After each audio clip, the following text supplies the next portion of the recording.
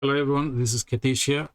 In this video, I'm going to go through question number 4 from the AQA 2022 Physics Paper 1 higher tier. This question is on the energy topic, and question number 4, a student investigated the insulating properties of different materials. This question is actually a required practical for the separate science physics students. Figure 4 shows some of the equipment used by the student. So you have a metal can containing hot water surrounded by insulation with a lid and a thermometer, which is an analog thermometer. This is the method used. Wrap insulating material around the can. Put a fixed volume of boiling water in the can. So if you're using a fixed volume, that's your control variable. Place the lid on the top of the can. Now, why would you want a lid? That is basically to stop heat loss from the top through convection currents. Measure the time taken. So if you're measuring the time taken, that is your dependent variable. That's your dependent variable. For the temperature of the water to decrease by a fixed amount, again, that is your control variable there. Repeat steps 1 to 4 using the same thickness. That is also your control variable, using the same thickness of different insulating materials. Question 4.1, identify the independent variable and the dependent variable in this investigation. So the independent variable is the type of insulation that you would use or the material that you would use. The dependent variable is the time it takes for the temperature to go down by a fixed amount. Question 4.2, the student used 2 different types of thermometers to measure the temperature changes. Figure 5 shows a reading on each thermometer. So thermometer A, which is an analog thermometer, and thermometer B is a digital thermometer because it gives you the numbers in digitally. What is the resolution of thermometer B? Now, resolution is the lowest possible value that you can read off from an equipment. So for thermometer B, it will be 0.1. That's the lowest value that it would record.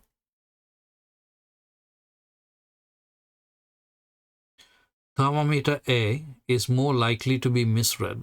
Give one reason for it. Now, if you're using a analog thermometer, the way you would read the value has to be at eye level.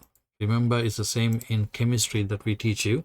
So if you're reading the value for the volume in a measuring cylinder, you would need to be at eye level. So the correct measurement for the volume here, if it was a measuring cylinder, is 19.7. Now if you look from below that level, you're going to misread that value.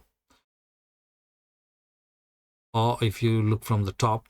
So this type of error is what you call parallax error, right? So one reason why it is most likely to be misread is because viewing angle affects measurements, or you could simply call it the parallax error. 4.4,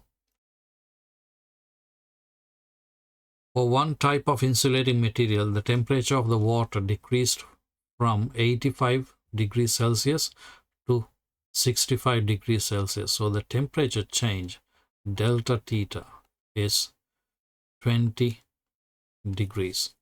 The energy transferred from the water was 10.5 kilojoules. So I can convert that to joules. So the energy transferred is 10,500 joules. The specific heat capacity, which is C, of water is 4,200. Calculate the mass of the water in the can, which is M. Use the physics equation sheet.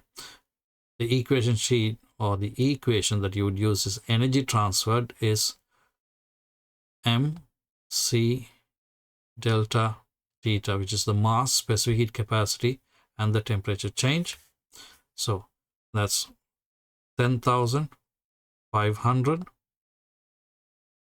equals the mass multiplied by 4,200 multiplied by 20. So rearranging the equation to find the mass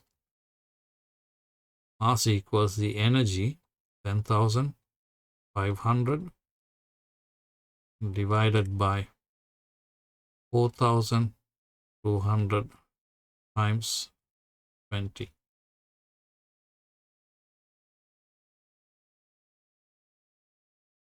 So 10,500 divided by 4,200 times 20. That's 1/8, which is 0.125.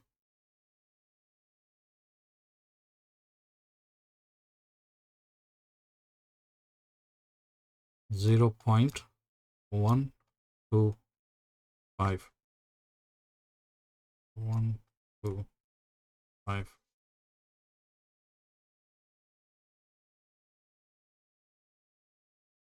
Next question or next part. 4.5. Table 2 shows the results of two insulating materials. So you have material X and Y. Time for temperature to decrease by 20 degrees in seconds. So X, it took 450 seconds for the temperature to drop by 20 degrees, whereas in Y, it took 745 seconds. Explain how the results in table 2 can be used to compare the thermal conductivity of the two materials. Now, if it conducts, if the thermal conductivity is better, then it will actually reduce by 20 degrees in a shorter time. So X has a higher thermal conductivity than Y because it took a long time. So the answer would be same temperature decrease in a shorter time means a higher thermal conductivity because the rate of energy transfer is higher, which means that should say Y. So material Y is a better insulator. You don't really have to identify which material. What they're asking is explain how the results show. So it's the first two bullet points that should be your answer. That brings us to the end of question number 4, and I will see you in question number 5. Thank you.